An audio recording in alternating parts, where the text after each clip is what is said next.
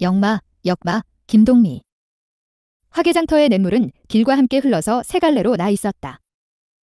한 줄기는 전라도 구례 쪽에서 오고 한 줄기는 경상도 쪽 화개협에서 흘러내려 여기서 합쳐서 푸른 산과 검은 고목 그림자를 거꾸로 비치인 채 호수같이 조용히 돌아 경상 전라 양도의 경계를 그어주며 다시 남으로 흘러내리는 것이 섬진강, 본류였다. 하동, 구례, 쌍계사의 세 갈래 길목이라 오고 가는 나그네로 하여 화개장터 엔장날이 아니라도 언제나 흥성거리는 날이 많았다. 지리산 들어가는 길이 고래로 허다하지만 쌍계사 세이암 화개협시오 리를 끼고 앉은 화개장터의 이름이 높았다. 경상 전라 양도 접경이 한두 군데일 리 없지만 또한 이 화개장터를 두고 일렀다. 장날이면 지리산 화전민, 들의 더덕, 도라지, 두릅, 고사리들이 화개골에서 내려오고 전라도 황하 장수들의 실, 바늘, 면경, 가위, 허리끈, 주머니끈, 족집게 골백분들이 또한 구례길에서 넘어오고 하동길에서는 섬진강 하류의 해물 장수들이 김, 미역, 청각, 명태, 자반조기, 자반고등어들이 올라오곤 하여 산협 치고는 꽤 성한장이 서는 것이기 도했으나 그러나 화개장터의 이름은 장으로 하여서만 있는 것이 아니었다. 장이 서지 않는 날일지라도 인근 고을 사람들에게 그곳이 그렇게 언제나 그리운 것은 장터 위에서 화개골로 뻗쳐 앉은 주막마다 유달리 맑고 시원한 막걸리와 펄펄 살아뛰는 물고기의 회를 먹을 수 있기 때문인지도 몰랐다. 주막 앞에 늘어선 능수버들 가지 사이사이로 사철 흘러나오는 그 한 많고 멋들어진 춘향과 판소리 육자배기들이 있기 때문인지도 몰랐다. 게다가 가끔 전라도 지방에서 꾸며 나오는 남사당 여사당 협률 창극 광대들이 마지막 연습 겸 첫 공연으로 여기서 을의 제주와 신명을 떨고서야 경상도로 넘어간다는 한갓 관습과 전례가 화개장터의 이름을 더욱 높이고 그립게 하는 것인지도 몰랐다. 가운데도 옥화. 내 주막은 술맛이 유달리 좋고 값이 싸고 안주인즉 옥화의 인심이 후하다 하여 화개장터에서는 가장 이름이 들난 주막이었다. 얼마 전에 그 어머니가 죽고 총각 아들 하나와 단두 식구만으로 안주인 옥화가 돌아올 길 망연한 남편을 기다리며 살아 간다는 것이라 하여 그들은 더욱 호의와 동정을 기울이는 것인지도 몰랐다. 혹 노자가 딸린다거나 행장이 불비할 때 그들은 을의 옥환의 주막을 찾았다. 나 이번에 경상도서 돌아올 때 함께 회개하지라오. 그들은 예사로 이렇게들 말하곤 하였다. 늘어진 버드가지가 강물에 씻기우고 저녁노래 은어가 번득이고 하는 여름철 석양 무렵이었다. 나이 60도 훨씬 더 넘어배는 늙은 채장수 하나가 쳇바퀴와 바닷감들을 어깨에 걸머진 채 손에는 지팡이와 부채를 들고 옥환의 주막을 찾아왔다. 바로 그 뒤에는 나이 16살쯤 나베는 몸매가 호리호리한 소녀 하나가 조그만 보따리를 옆에 끼고 서 있었다. 그들은 무척 피곤해 보였다. 저 큰애기까지 두 분입니까? 옥환은 노인보다 큰애기의 얼굴을 바라보며 이렇게 물었다. 노인은 조용히 고개를 끄덕였다. 그날 밤 저녁상을 물린 뒤 노인은 옥화에게 인사를 청했다.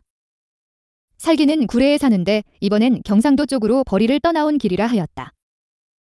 본시 여수가 고향인데 젊어서 친구를 따라 한때 구례에 와서도 살다가 그 뒤 목포로 광주로 전전하였고 나중 진도로 건너가 거기서 18패 사는 동안 그만 머리털까지 세워져서는 그래 몇 해 전부터 도로 구례에 돌아와 사는 것이라 하였다. 그렇지만 저런 큰애기를 데리고 어떻게 다니느냐고 옥화가 묻는 말에 그렇잖아도 이번에는 죽을 때까지 아무데도 떠나지 않으려고 했던 것인데 떠나지 않고는 두 식구가 가만히 굶을 판이라 할 수 없었던 것이라 하겠다. 그럼 저 큰애기는 할아버지 딸입니까? 옥화는 남포불 그림자가 반쯤 빗긴 바람벽 구석에 붙어 앉아 가끔 그 환한 두 눈으로 이쪽을 바라보곤 하는 소녀의 동그스름한 어깨를 바라보며 이렇게 물었다. 노인은 또 고개를 끄덕였다. 그리 평생 객지로만 돌아다니고 나니 이제 고향 삼아 돌아온 곳 구례 이래야 또한 객지라 그들 아비딸이 어디다 힘을 입고 살아가야 하는지 아무데도 의탁할 곳이 없다고 그들의 외로운 신세를 한탄도 했다. 나도 젊었을 때는 노는 것을 좋아했지라오. 동무들과 광대도 꾸며 갖고 댕겨봤는데 젊어서 한번 바람들어 농계 평생 못 가기 마련이란 게 그것이 24살 때 정촌인 게 꼭 36해 전일 것이요. 바로 이 장터에서도 하룻밤 논일이 있었지라오. 노인은 조용히 추억의 실마리를 더듬는 듯 방안을 두리번거리며 살펴보곤 하는 것이었다. 어이후. 참 오래전일세. 옥화는 자문 놀라운 신용이었다. 이튿날은 비가 왔다. 화개장날만 책전을 펴는 성기는 내일 장볼 준비도 할 겸 하루를 앞두고 절에서 마을로 내려오고 있었다.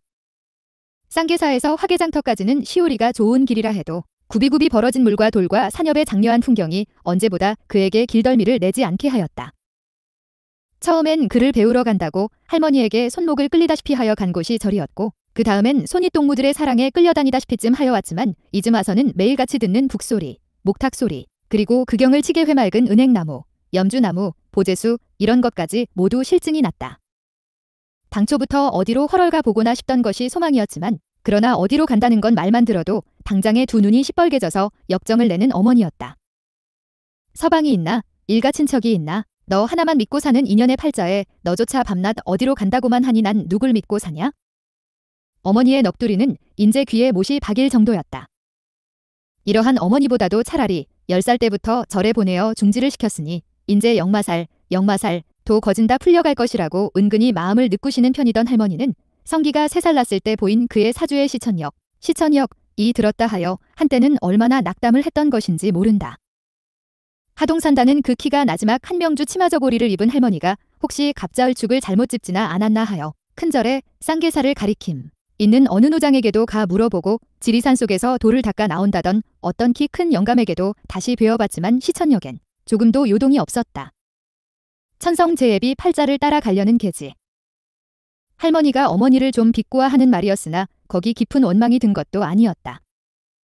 그러나 이런 말엔 각별나게 신경을 쓰는 옥화는 부모 안 닮는 자식 없단다. 근본은 다 엄마 탓이지.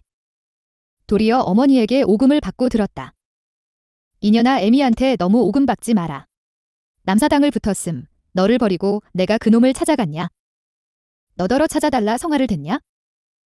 그러나 36해 전에 꼭 하룻밤 놀다 갔다는 젊은 남사당의 진양조 가락에 반하여 옥화를 베게 된 할머니나 구름같이 떠돌아다니는 중과 인연을 맺어 성기를 가지게 된 옥화나 다같이 화개장터 주막에 태어났던 그녀들로서는 별로 누구를 원망할 턱도 없는 어미 딸이었다.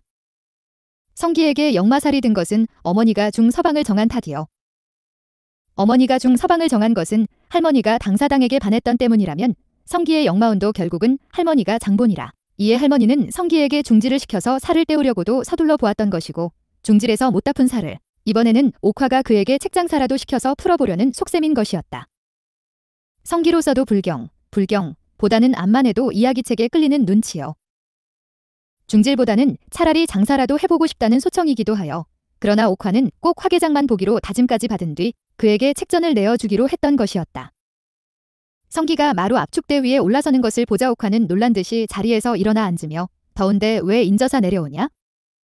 곁에 있던 수건과 부채를 집어 그에게 주었다. 지금까지 옥화에게 이야기책을 읽어 들려주고 있은 듯한 낯선 계집애는 책 읽던 것을 멈추고 얼굴을 들어 성기를 바라보았다. 갸름한 얼굴에 흰 자위 검은 자위가 꽃같이 선연한 두 눈이었다. 순간 성기는 가슴이 찌르르하며 갑자기 생기뛰어 진눈으로 집 앞에 늘어선 버들가지를 바라보았다. 얼마 뒤 계집애는 안으로 들어가고 옥화는 성기의 점심상을 차려 들고 나와서 최장수 딸이다 하였다. 어머니도 즐거운 얼굴이었다. 최장수라니? 성기는 밥상을 받은 채 그러나 얼른 숟가락을 들지도 않고 그의 어머니의 얼굴을 쳐다보았다. 굴에 산다더라. 이번에 어쩌면 하동으로 해서 진주 쪽으로 나가볼 참이라는데 어제 저녁에 화갯골로 들어갔다. 그리고 저 딸아이는 그 최장수의 무남 동녀인데 영감이 화갯골 쪽으로 들어갔다.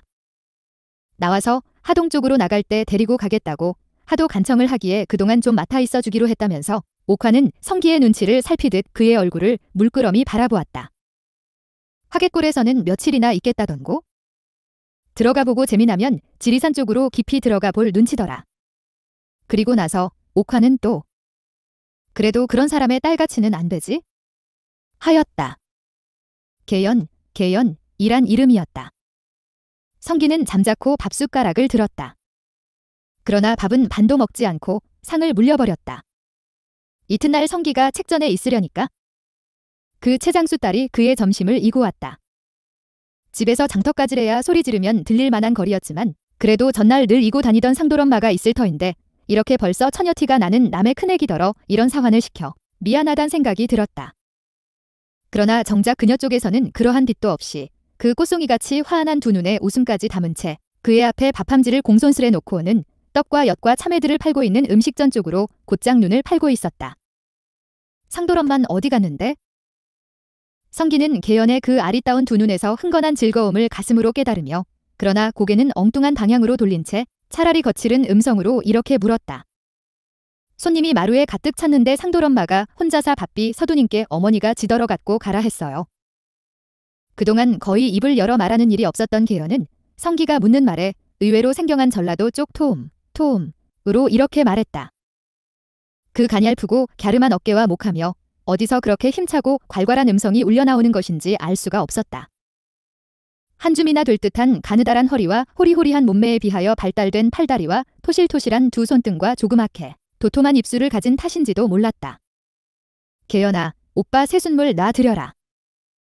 이튿날 아침에도 옥화는 상돌엄마를 부엌해둔 채 역시 계연에게 성기의 시중을 들게 하였다. 새순물을 놓는 일뿐 아니라 숭늉 그릇을 들고 다니는 것이나 밥상을 차려오는 것이나 수건을 찾아주는 것이나 성기에 따른 시중은 모조리 그녀로 하여금 들게 하였다. 그리고는 아이가 맘이 컴컴치 않고 인정이 있고 얄미운 데가 없어. 옥화는 자랑 삼아 이런 말도 하였다. 저의 아버지는 웬일인지 반 억지 비슷하게 거저 곧장 나만 믿겠다고. 아주 양딸처럼 나한테다 맡기고 싶은 눈치더라만. 옥화는 잠깐 말을 끊어서 성기의 낯빛을 살피고 나서 다시 그래 너한테도 말을 들어봐야겠고 해서 거저 대강들을 만하고 있었잖냐. 언제 한번 데리고 가서 칠불 구경이나 시켜줘라. 하는 것이 흡사 성기의 동의를 구하는 모양 같기도 하였다. 그리고 나서 옥화는 계연의 말을 옮겨 굴에 있는 저의 집이래야 굴의 읍에서 왜 따로 떨어진 무슨 산기슬 밑에 이웃도 없이 있는 오막살인가 보더라고도 하였다. 그럼 살림은 어쩌고 나왔을까?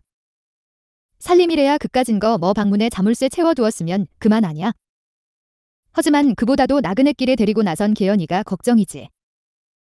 이러한 옥화의 말투로 보아서는 최장수 영감이 화갯골에서 나오는 대로 계연을 아주 양딸로 정해 둘 생각인 듯이도 보였다. 다만 성기가 꺼릴까 보아 이것만을 저어하는 눈치 같았다. 지금까지 몇 번이나 옥화는 성기더러 장가를 들라고 권했으나 그는 응치 않았고